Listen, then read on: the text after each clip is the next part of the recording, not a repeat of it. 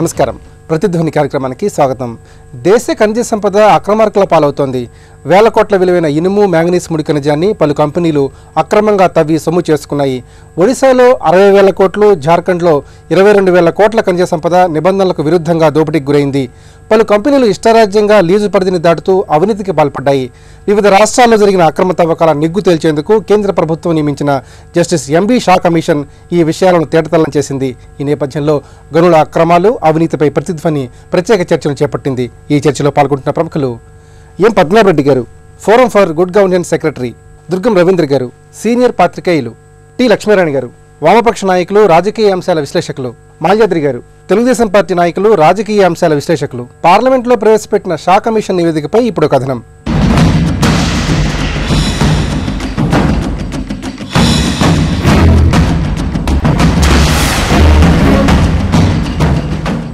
వివిధ రాష్ట్రాల్లో జరిగిన గనుల అక్రమ తవ్వకాల నిగ్గు తేల్చేందుకు నియమించిన జస్టిస్ ఎంబీ షా కమిషన్ నివేదికను ప్రభుత్వం నిన్న పార్లమెంట్లో ప్రవేశపెట్టింది. గనుల తవ్వకాల కోసం నిబంధనలను ఇష్టానుసారం ఉల్లంఘించారని ఈ నివేదిక పేర్కొంది. అక్రమాల నేపథ్యంలో లీజులను రద్దు చేయాలని షా కమిషన్ సిఫారసు చేసింది. 2008-2011 మధ్యకాలంలో 60,000 కోట్ల విలువైన ఖనిజాలను అక్రమంగా తవ్వినట్లు నివేదిక వెల్లడించింది. జార్ఖండ్లో 22,000 కోట్ల విలువైన ఇనుము, మ్యాంగనీసు ముడి ఖనిజాన్ని అక్రమంగా తవ్వి పలు కంపెనీలు సొమ్ము చేసుకున్నట్టు కమిషన్ పేర్కొంది. గోవాలో 2,747 కోట్ల మేరకు ముడి ఖనిజం అక్రమ ఎగుమతి జరిగినట్టు నిగ్గు తేల్చింది. లీజు ప్రాంతాన్ని అతిక్రమించి చేసే తవ్వకాలపై హైకోర్టుకు కోటి చొప్పున వసూలు చేయాలని గతంలో కర్ణాటకలో జరిగిన గనుల అక్రమ తవ్వకాలపై సుప్రీంకోర్టు తీర్పు ఇచ్చింది. దట్టమైన అడవులు, ఏనుగుల సంచారంతో సున్నితమైన పర్యావరణం కలిగిన ఒడిశాలో హెక్టారుకు 2 కోట్ల వంతున వసూలు చేయాలని ఈ నివేదిక స్పష్టం చేసింది. మరోవంక గోవా, ఒడిశా రాష్ట్రాల్లో గనుల తవ్వకాలపై సుప్రీంకోర్టు నిషేధంతో వాటిల్లే నష్టాన్ని సరిదిద్దేందుకు కేంద్రం చర్యలు తీసుకోవాలని భారత మైనింగ్ ఇంజనీర్ల సంఘం ఇటీవల విజ్ఞప్తి చేసింది. పద్మనాభరెడ్డి గారు, దేశవ్యాప్తంగా వేల కోట్ల విలువ చేసే ఖనిజ సంపద అక్రమ దోపిడీకి గురైనట్టుగా జస్టిస్ ఎంబీ షా కమిషన్ నిగ్గు తేల్చింది. మరి షా కమిషన్ నివేదిక పూర్వాపరాలను ఏ విధంగా విశ్లేషించుకోవాలి? 2010లో కేంద్ర ప్రభుత్వం షా కమిషన్ నియమించడం జరిగింది. దానికి క్లియర్గా కొన్ని గైడ్ లైన్స్ ఇచ్చినారంటే ఇప్పటి వరకు ఏం జరిగింది, దీనికి బాధ్యులు ఎవరు, ప్రభుత్వం ఎంత నష్టపోయింది, అలాగే చివరిగా ఏమన్నారంటే దీన్ని సరిచేయడానికి విధి విధానాలు, సొల్యూషన్స్ చెప్పమన్నారు. 18 నెలల టైం ఇచ్చినారు వాళ్ళకు. ఆ టైం అయిపోయిన తర్వాత ఎక్స్టెన్షన్ కూడా తీసుకొని మళ్ళీ కంప్లీట్ చేసినారు. మొన్న ఎక్స్టెన్షన్ అడిగితే కేంద్ర ప్రభుత్వం ఇవ్వలేదు. వారు ఫస్ట్ ఒక ఇంట్రీమ్ రిపోర్ట్ ఇచ్చినారు, తర్వాత మొన్న రిపోర్ట్ ఇచ్చినారు. ముఖ్యంగా వాళ్ళు కాన్సన్ట్రేట్ చేసింది అంటే షా కమిషన్ వాళ్ళు ఒరిస్సా, జార్ఖండ్, తర్వాత గోవా, ఈ 3 రాష్ట్రాల మీద చేసినారు. ఐరన్ ఓర్ అండ్ మ్యాంగనీస్ మీద. ఇక్కడ జరిగింది ఏంటంటే చట్టాల్లో లోపాలు ఉన్నాయి. ఈ చట్టాలను, ఖనిజాలను 2 విధాలుగా భాగిస్తారు. ఒకటి మైనర్ మినరల్స్ అంటారు, ఇస్కే. అటువంటి మేజర్ మినరల్స్ అంటే ఈ మ్యాంగనీస్, ఐరన్ ఓర్. ఇవి ఇస్కేది అన్నిటికీ రాయల్టీ ఫిక్స్ చేసేది స్టేట్ గవర్నమెంట్. మేజర్ మినరల్స్కేమో కేంద్ర ప్రభుత్వం చేస్తుంది. ఈ విధి విధానాల లోపాలు ఎక్కడున్నాయంటే ఒక 30 ఏళ్లకు లీజ్ ఇస్తారు, 20 ఏళ్లకు లీజ్ ఇస్తారు. ఆ దినంలో ఉన్నదాన్ని తీసుకుంటారు. ఉదాహరణకు ఐరన్ ఓర్ ఉంది, 100 రూపాయలు, 120 రూపాయల రేంజ్లో ఉందంటే గ్రేడ్ని బట్టి. 62 గ్రేడ్ మన దగ్గర ఎక్కువ దొరికేది 60 నుంచి 65 మధ్యలో ఉంటుంది. సో ఇంటర్నేషనల్ మార్కెట్లో 4,000 రూపాయలకు వాడు అమ్ముకుంటున్నాడు, 100 రూపాయలు రాయల్టీ కడతా ఉన్నాడు. దీనికి మెకానిజం దాన్ని అక్కడికి ఆపేసి లేదా లీజ్ ఇంక్రీజ్ చేయడానికి ఇది లేదు. తర్వాత ఇక్కడ అక్రమాలు ఎలా జరుగుతున్నాయంటే 4 విధాలుగా చెప్పుకోవచ్చు. ఒకటి ఏంటంటే మైనింగ్ లీజ్ ఒక 100 ఎకరాలు ఇచ్చింది అనుకుందాం, 150-200 ఎకరాలు కూడా తవ్వుతున్నాడు. అక్కడ సరి అయిన బౌండరీ పిల్లర్స్ లేవు, ఏదో రాతి స్తంభాలు పాతారు, అవి కూలగొట్టి పడేస్తారు అనమాట. ఇక రెండోది ఏంటంటే అసలే మైనింగ్ లీజ్ లేకుండా దొంగతనంగా నేను కొద్ది పోర్షన్ తీసుకొని చుట్టుపక్కల చేయడం. ఇక ఇంకోటి ఏంటంటే ఆ లీజ్ టైం అయిపోయినాక, అంటే నాకు ఒక 5 years టర్మ్ ఉంది, 5 ఏళ్ళు అయిన తర్వాత 6వ సంవత్సరం 7వ సంవత్సరం కూడా తీసుకుంటున్నాం. సో ఈ యొక్క 4-5 శాఖలు ఉన్నాయి ఈ మధ్యలో. ఈ శాఖల్లో సమన్వయం లేదు. ఇప్పుడు మైనింగ్ లీజ్ అనగానే మైనింగ్ అథారిటీ వాళ్ళు పర్మిషన్ ఇస్తారు, కానీ డ్యామేజ్ అయ్యేది ఎక్కడ అంటే పర్యావరణానికి, అడవులకు డ్యామేజ్ అవుతుంది. అట్లాగే వాతావరణ కలుషితం అవుతుంది. పొల్యూషన్ కంట్రోల్ బోర్డు ఉండాలి, ఇట్లా ఫారెస్ట్ డిపార్ట్మెంట్ ఉండాలి. ఇవి ఏది పట్టించుకోకుండా ఎవరికి సంబంధం లేనట్టుగా అలా ఇస్తూ ఉన్నారు. తర్వాత చెక్ పోస్టుల దగ్గర సరి అయిన తనిఖీ లేదు. వేయింగ్ మిషన్లు డిఫెక్ట్ ఉన్నాయి. షా కమిషన్ ఇవన్నీ చెప్పింది. చట్టాలు, ఈ మైనింగ్ లీజ్ చట్టాలు గోవా వాళ్ళు ఏం చెప్పిందంటే ఇప్పటికీ ఆ పోర్చుగీస్ చట్టం ఉందట వాళ్ళ దగ్గర. మైనింగ్ లీజ్ కోసమని పోర్చుగీస్ గవర్నమెంట్ పెట్టిన చట్టాలను ఇంకా అంటున్నారు. అంటే చట్టాల్లో లోపం ఒకటి ఉంటే రాజకీయ నాయకులు అధికారులు కుమ్ముక్కవుతున్నారు. రవీంద్ర గారు, దేశవ్యాప్తంగా పలు మైనింగ్ కంపెనీలు చట్టాలను అతిక్రమించి అక్రమ మైనింగ్కి పాల్పడుతున్నా కూడా ప్రభుత్వాలు నిమ్మకు నీరెత్తున్నట్టుగా వ్యవహరిస్తున్నట్టుగా విమర్శలు వినిపిస్తున్నాయి. మరి ఈ నేపథ్యంలో మైనింగ్ చట్టాలను ఏ విధంగా అమలు చేయాలంటారు? ఈ అమలు తీరుకు ఏ విధమైన పటిష్ట యంత్రాంగం ఉండాలంటారు? చట్టాలు లేవని కాదండి, చట్టాలు ఉన్నాయి, సార్ చెప్పినట్టు సిబ్బంది ఉన్నారు, కానీ వాళ్ళు కుమ్ముక్కు అవుతున్నారు. ప్రతి సందర్భంలో కూడా ఇంటి దొంగల్లాగా ఈ మైనింగ్ విషయంలో కానీ, మైనింగ్ కానీ, ఫారెస్ట్ విషయంలో ఫారెస్ట్ అధికారులు, ఏ డిపార్ట్మెంట్కి పోయినా ఆ డిపార్ట్మెంట్ ఇన్కమ్ ట్యాక్స్ అధికారులు వాళ్ళు సహకారం లేకుండా ఒక్క రూపాయి కూడా అవినీతి జరిగే అవకాశం లేదండి. మన దగ్గర చాలా పకడ్బందీ చట్టాలు ఉన్నాయి. వాటిని ఇంకా ఆధునించుకోవాలి. పోర్చుగీస్ చట్టం అంటున్నారు, దాంట్లో లోపాలు ఉంటే సవరించుకుంటాం, కానీ బ్రిటిష్ వాళ్ళు పెట్టినవి, పోర్చుగీస్ వాళ్ళు పెట్టిన చట్టాలు కానీ, వాళ్ళ నియమాలు కానీ, నోట్ ఫైల్ సిస్టమ్ కానీ, టెండరింగ్ సిస్టమ్ కానీ చాలా అద్భుతంగా ఉంటుందండి. ఎక్కడ ఫ్లాలెస్. ఎప్పుడు అవకాశం దొరుకుతుందంటే అధికారులు సంధించినప్పుడే దొంగలు దూరగలుగుతారండి. చూడండి, మన ఆంధ్రప్రదేశ్ ఇన్కము గత 4 ఏళ్లలో కనుక చూసుకుంటే అవిభక్త ఆంధ్రప్రదేశ్గా ఏ ఏడాది కూడా 3,000 కోట్లకు మించి లేదండి. అదే ఆంధ్రప్రదేశ్లో గనులు అక్రమంగా తవ్వినందువల్ల లక్షల కోట్ల రూపాయలు తీసుకున్నాడు గాలి జనార్దన్ రెడ్డి అని మనం వార్తలు ప్రతిరోజు చూస్తూనే ఉన్నాం. ఎట్లా సాధ్యమైంది? 4,000 రూపాయలు ఖనిజం అమ్ముకొని 100 రూపాయల ట్యాక్స్ కూడా కట్టకుండా ఎత్తుకెళ్ళిపోతుంటుంది. అధికారుల సహకారం లేకుండా, ప్రభుత్వ సహకారం లేకుండా, ప్రభుత్వ పెద్దలే లీజులు తీసుకొని ప్రభుత్వాన్ని నడిపే వాళ్ళకి అండగా ఉన్నందువల్ల సాధ్యమవుతుంది తప్ప మన దగ్గర చట్టాలు లేవని కాదు, విధానాలు లేవని కాదు. ప్రతి చోట దొంగ వేషాలండి. ఒక యూపీలో ఆ మధ్య చెప్తున్నారు, మామూలు మైనర్ మినరల్స్ అంటున్నారు, ఇసుక క్వారీలో 50 మంది అధికారులను చంపేశారట వాళ్ళు. ఐఏఎస్ల మీద దాడులు జరిగినాయి, ఐఎఫ్ఎస్ల మీద దాడులు జరిగినాయి. మీరు ఎర్రచంద్రం నుండి దాన్ని లెక్కెంత ఏంటంటే 2 జిల్లాల్లో ఉన్నటువంటి ఫారెస్ట్ అధికారులు 2 జిల్లాల్లో ఉండే ఫారెస్ట్ స్మగ్లర్లు అరికట్టలేరా? ఇక్కడ అధికారులే కుమ్ముక్కు అవుతున్నట్టు ప్రతి సందర్భంలో వాళ్ళకి పైనుంచి ఆశీస్సులు ఉంటాయి రాజకీయవాదులవి. చివరికి ఎవరు నష్టపోతున్నారంటే కామన్ మెన్. లక్ష్మణ్ గారు, మైనింగ్ కంపెనీలు అక్రమ మైనింగ్ ద్వారా కొల్లగొట్టిన సొమ్మును తిరిగి రాబట్టుకోవాలని చెప్పి జస్టిస్ షా కమిషన్ గట్టిగా సిఫార్సు చేసింది. మరి ఆచరణలో ఎంతవరకు సాధ్యం అంటారు? లోపభూయిష్టమైనటువంటి చట్టాలను పెట్టుకొని ఈ అక్రమ సంపాదనను స్వాధీనం చేసుకోవడం అనేటువంటిది అంత సులభం కాదు. న్యాయ వ్యవస్థ కూడా ఉన్నది. అందువల్ల ముందు చట్టాలని సమర్థవంతంగా సవరణ చేసి అక్రమార్జన పరులకు కళ్ళెం విధించేటువంటి పద్ధతిలో దాన్ని స్వాధీనం చేసుకోవడానికి వీలైనటువంటి రీతిలో పకడ్బందీ చట్టాలు కావాలి. రెండవది, ఈరోజు వాళ్ళ ధర నిర్ణయానికి సంబంధించింది కూడా రాయల్టీ పే చేయడానికి కానీ, లీజులు ఇచ్చే సందర్భంలో వేసేటువంటి ఈ అంచనాలన్నీ కూడా చాలా లోపభూయిష్టంగా ఉన్నాయి. అవినీతి వ్యవస్థలో లంచాలు ఇచ్చేసి తక్కువ రేట్లు నిర్ణయించుకొని తీసేసుకుంటున్నారు. అందువల్ల ప్రభుత్వానికి వచ్చేటువంటిది కానీ, స్థానిక సంస్థలకు వచ్చేటువంటి రాయల్టీ కానీ ఇవన్నీ కూడా ఆదాయం తగ్గిపోతున్నది. ఎవరైతే లీజులు తీసుకుంటున్నారో వాళ్ళు లక్షల కోట్ల రూపాయలు, 10,000 కోట్ల రూపాయలు ఆర్జిస్తూ ఉన్నారు. గతంలో ఓబులాపురం దగ్గర హెక్టార్కు 1 కోటి అంటే ఇప్పుడు హెక్టార్కు 2 కోట్లు అని చెప్పేసి కమిషన్ తాజాగా రికమెండ్ చేసింది. దాన్నే అమలు చేయలేనప్పుడు దీన్ని ఎలా అమలు చేస్తారనేటువంటి ప్రశ్న ఉద్భవిస్తుంది. వీటికి మించినటువంటి నష్టం ప్రభుత్వానికి, ప్రజలకి, సమాజానికి జరిగేది ఏంటంటే, ఓబులాపురం దగ్గర ఖనిజాన్ని ఉత్పత్తి చేశారు, అక్రమంగా తవ్వి బయటికి తీసుకొచ్చారు. దాన్ని అక్కడి నుంచి కృష్ణపట్నం, నెల్లూరు దగ్గరికి ట్రాన్స్పోర్ట్ చేశారు. ఈ మధ్యకాలంలో ఉన్నటువంటి రోడ్లన్నీ సర్వనాశనం అయిపోయినాయి, ధ్వంసం అయిపోయినాయి. అనేక యాక్సిడెంట్లు జరిగినాయి, విలువైనటువంటి ప్రాణాలు కోల్పోవడం జరిగింది. ఈ నష్టాన్ని ఎవరు అంచనా వేయడంలా. ఈ రోడ్లు ఎవరు రిపేర్ చేయాలి?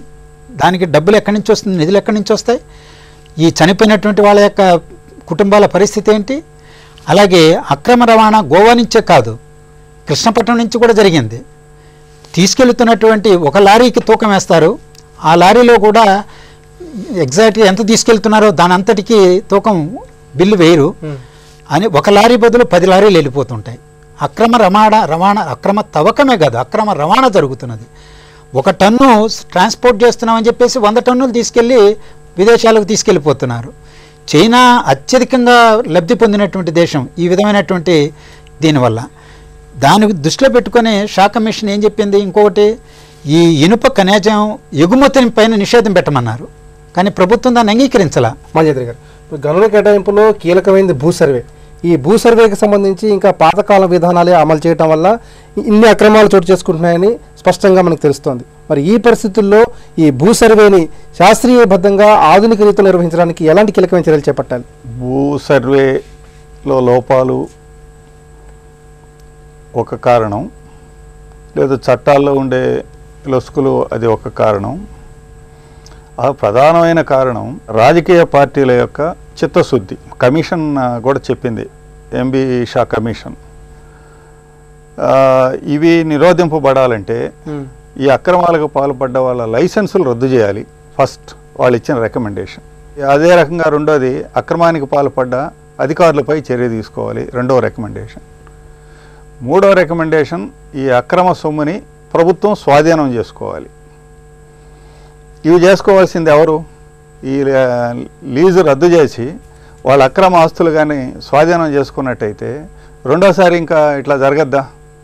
కాబట్టి దీనికి ఇప్పుడు ఉండే చట్టాలు చాలవా? నేను రాజనీతి శాస్త్రం, నేను లాలో పిహెచ్డి చేసే కాన్స్టిట్యూషన్ పైన. ఇప్పుడుండే చట్టాలతోనే వీటిని నిరోధించటం సాధ్యం. ఇంకా కూడా కొన్ని మార్పులు చేయాలి, అది సర్వేలో కానీ చట్టాల్లో కానీ ఇంకా కూడా దాన్ని స్ట్రెంగ్తన్ చేయాలి. బట్ ఇప్పుడుండే ఎగ్జిస్టింగ్ చట్టాలలోనే ఇప్పుడుండే దాన్ని కంట్రోల్ చేయటం సాధ్యం. ఈరోజు కమిషన్, మన సా కమిషన్ చెప్పింది కూడా, ఇక జార్ఖండ్లో 22,000 కోట్ల రూపాయల విలువైన ఇనుము కానీ మ్యాంగనీస్ కానీ ఈరోజు అక్రమంగా చేతులు మారినాయని. అదేవిధంగా ఒడిశాలో 60,000 కోట్లు, గోవాలో 2,747,000 కోట్లు, అన్నీ కలిపితే 85,000 కోట్ల రూపాయలు అక్రమంగా చేతులు మారినాయి. దీన్ని స్వాధీనం చేసుకోవాలని చెప్పారు. ఇప్పుడు మన గవర్నమెంట్ అవినీతి పట్ల కఠినంగా ఉంటామంటుంది. కొన్ని చట్టాలు కూడా మార్పు చేయడానికి పార్లమెంట్కి తెస్తున్నారు. వాటిని కూడా మార్పు చేసి దీన్ని స్వాధీనం చేసుకోవాలి. ఇప్పుడు 43,000 కోట్ల రూపాయలు అవినీతి జరిగింది జగన్మోహన్ రెడ్డి అని చెప్పి సిబిఐ చెప్పిన తర్వాత ఇప్పుడు వీళ్ళు స్వాధీనం చేసుకునేంత కేవలం 1,000 కోట్లు మాత్రమే ఈడీ కానీ ఇతరత్ర ఎన్ఫోర్స్మెంట్ డిపార్ట్మెంట్స్ 1,000 కోట్లే స్వాధీనం చేసుకుంది. అందువలన ఈ అక్రమ ఆస్తులను మొత్తం స్వాధీనం చేసుకునేదని కఠినంగా ఈ కేంద్ర ప్రభుత్వం, రాష్ట్ర ప్రభుత్వాలు కృషి చేసి వీటినన్నిటి కూడా ఈ ఖనిజాల్లో జరిగే దోపిడీని, ఫారెస్ట్లో జరిగే దోపిడీని కానీ మనం కానీ అరికట్టగలిగితే మొత్తం విద్యుత్ కొరత లేకుండా తీర్చవచ్చు.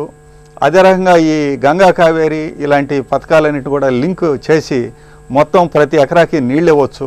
ఆంధ్రప్రదేశ్, తెలంగాణ రాష్ట్రాలలో ఖనిజ వనరుల వ్యవస్థపై ఇప్పుడు మరో కథనం.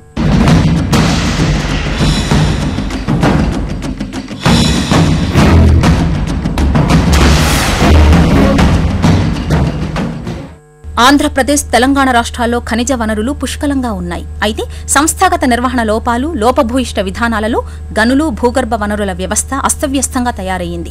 ఖనిజాల అక్రమ రవాణా, తవ్వకాలను అరికట్టే పకడ్బందీ వ్యవస్థలు ఈ రెండు రాష్ట్రాల్లోనూ లేవు. అవిభక్త ఆంధ్రప్రదేశ్లో 2009 ఆగస్టు 13న నాటి ప్రభుత్వం పరిశ్రమలు, వాణిజ్య శాఖ ద్వారా జారీ చేసిన ఉత్తర్వు ఇప్పుడు సమస్యలకు కారణమైంది. స్లాబ్ విధానాన్ని ఆసరా చేసుకుని గ్రానైట్ లీజుదారులు, అక్రమ తవ్వకందారులు పెద్ద ఎత్తున ఖనిజాల అక్రమ రవాణాకు పాల్పడుతున్నారు. జాతీయ స్థాయిలో ప్రభుత్వం ఖనిజాల వెలికితీతకు ఇస్తున్న ప్రాధాన్యం ఖనిజ వనరుల సంరక్షణకు ఇవ్వడం లేదన్న విమర్శ ప్రధానంగా వినిపిస్తోంది.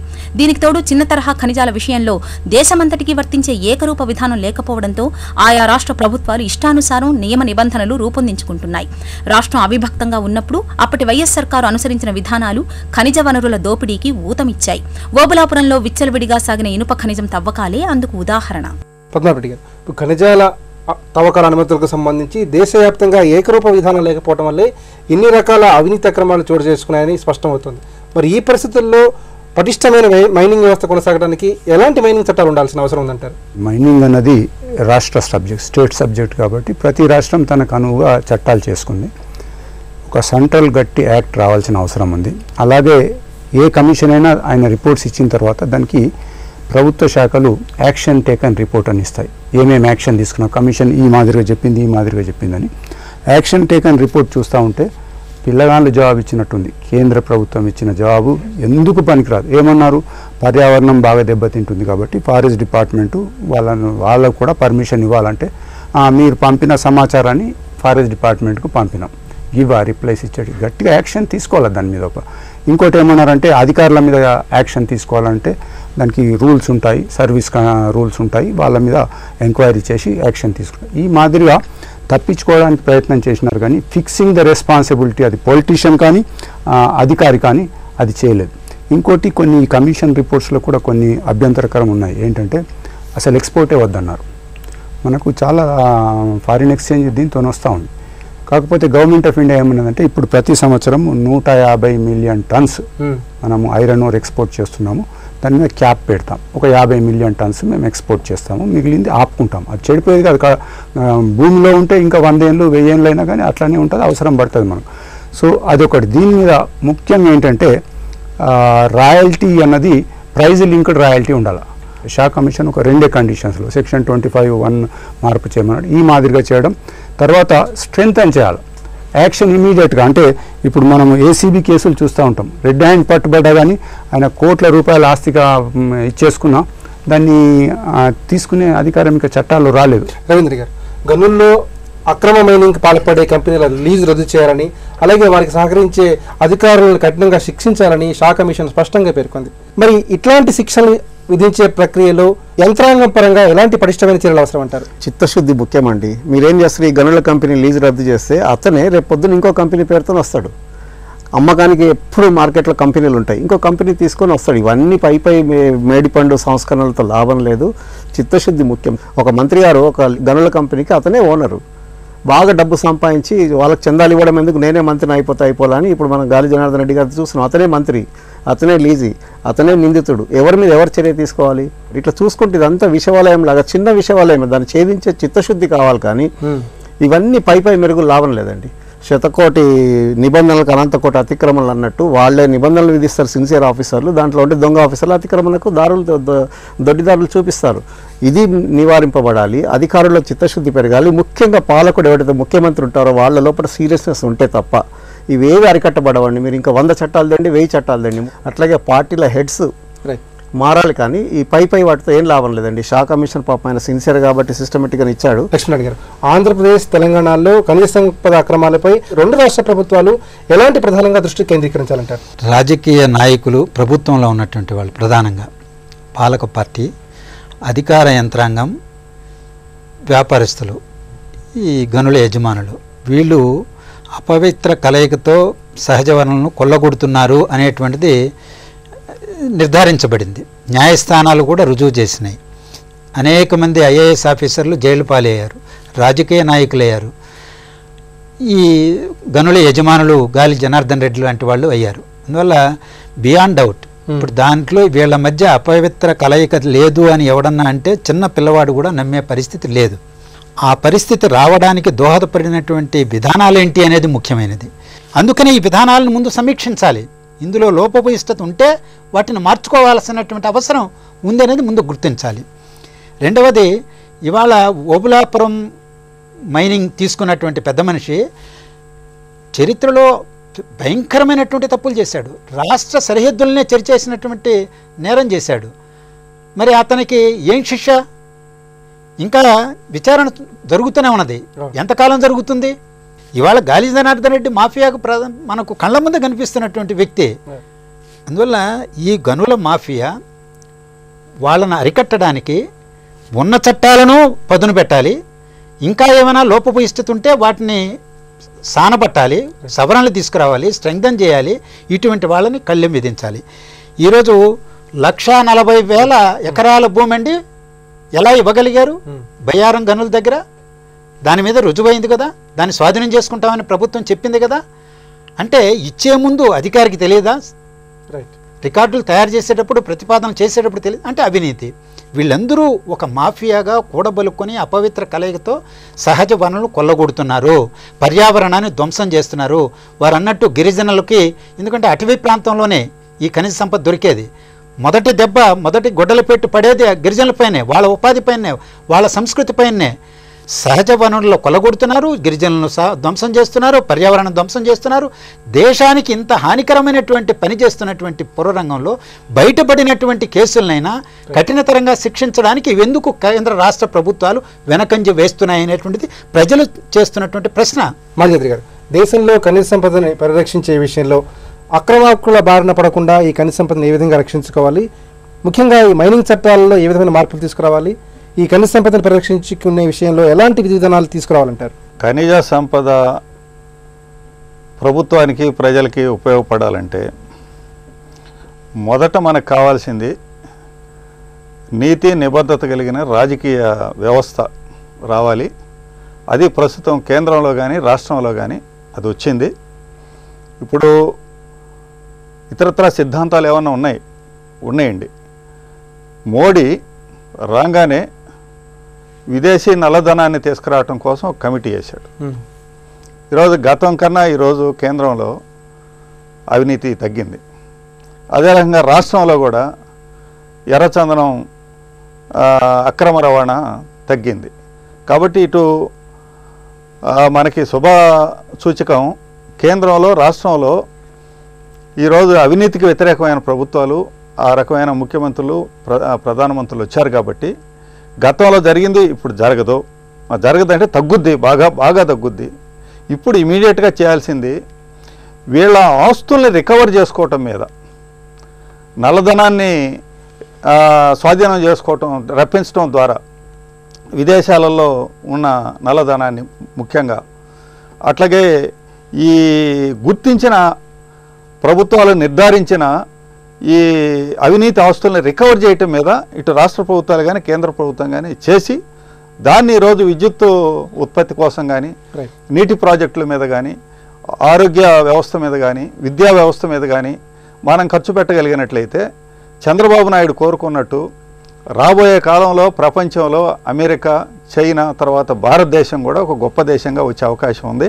ఆఖరి విషయం, నిజాయితీ కలిగిన రాజకీయ నాయకులకు పట్టం కట్టడంతో పాటు అవినీతి పరులైన నాయకుల్ని ఒక ద్వేషించే స్వభావం కూడా ప్రజల్లో ఆ మార్పు రావాలి. ఆ చైతన్యం కూడా పత్రికలు కానీ, మీడియా వ్యవస్థ కానీ, మేధావులు కానీ అందరూ కూడా ప్రజల్లో అవినీతికి వ్యతిరేకంగా అవినీతి పరులను ఆరాధించే తత్వాన్ని నుంచి పబ్లిక్ అవేర్నెస్ కూడా రావాలి. ఉదాహరణ మీరు చూడండి, ఒక్క చీమకుర్తి గ్రానైట్స్లో గ్లోబల్ టెండర్ వేస్తే ఒక క్యూబిక్ మీటర్కి 44,900 కోట్ చేశారు. అదే దాన్ని రాజశేఖర రెడ్డి ఇచ్చి 4,400 క్యూబిక్ మీటర్ ఇచ్చేశాడు. 44,900 ఎక్కడ క్యూబిక్ మీటరు, 44,000 దాన్ని 4,000కి ఇచ్చేశాడు రాజశేఖర రెడ్డి. ఇలాంటి వాళ్ళని అసహించుకోకుండా, ఇలాంటి వాళ్ళని మన బిడ్డలకి ఈరోజు నిరుద్యోగం ఉందంటే ఈ అవినీతి కారణం. కాబట్టి అవినీతికి వ్యతిరేకంగా ప్రజల్లోనూ చైతన్యం రావాలి. దేశాభివృద్ధిలో సహజ వనరులు అత్యంత కీలకమైన సంపద. ఖనిజ వనరుల అక్రమ తవ్వకాలను అరికట్టి జాతి సంపదను కాపాడుకోవాలి. పటిష్టమైన విధానాలతో ప్రభుత్వం ఆదాయాన్ని పెంచుకోవాలని నిపుణులు సూచిస్తున్నారు. ఇది నేటి ప్రతిధ్వని. నమస్కారం.